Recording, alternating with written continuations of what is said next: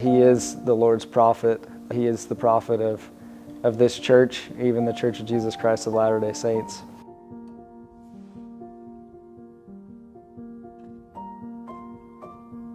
I actually grew up in Utah, in Bountiful, Utah. I was born in Ogden, Utah. I served a mission in San Bernardino, California, a 2-year mission for the church.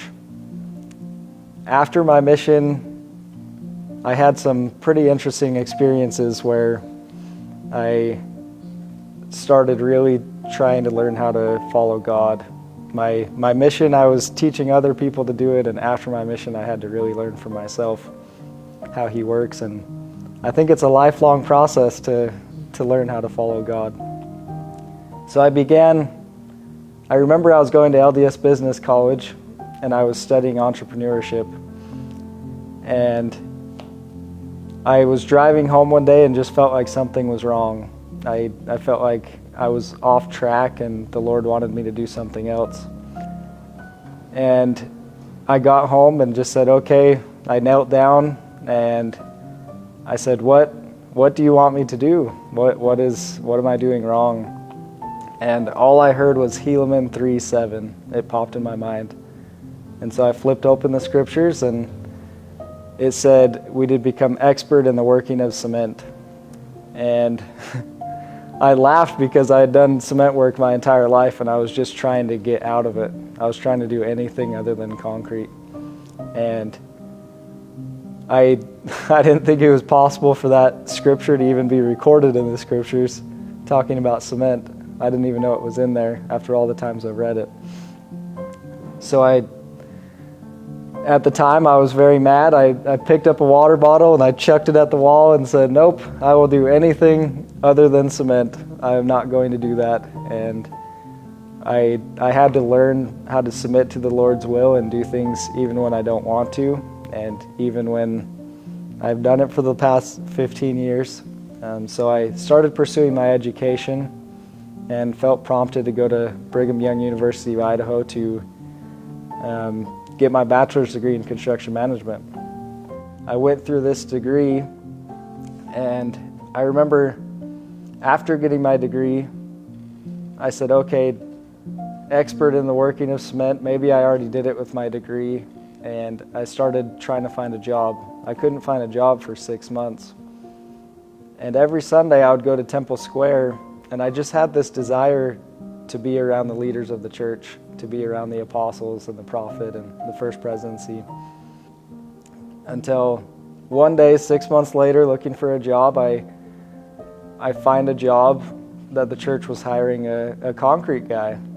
And I said, I didn't get a bachelor's degree to go back to pouring cement. So I kind of brushed it off, and then the prompting kept coming, kept saying to go back and to pursue this job. And so I applied for the job. I got hired almost immediately, and I showed up to work the first day, and they said, we are going to Jeffrey R. Holland's house today. And I looked around and said, wait a second, what exactly do we do? So then I found out that we were doing the work for the general authorities at their homes.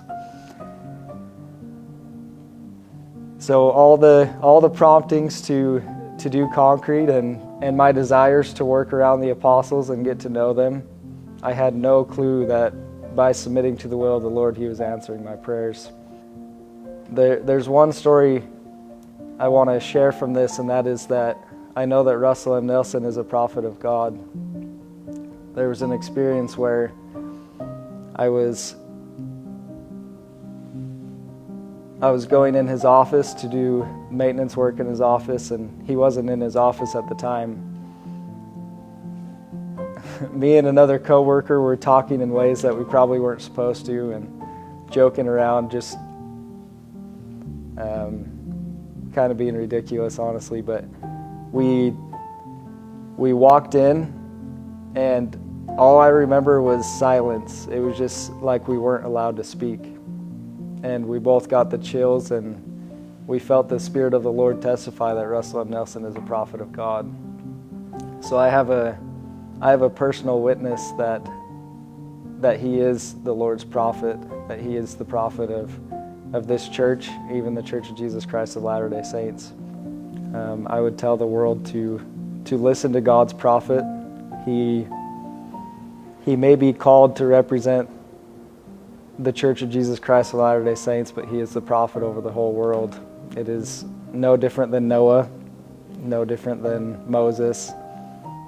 He is a prophet of God that is here to lead his people to safety, and he will do that in the last days.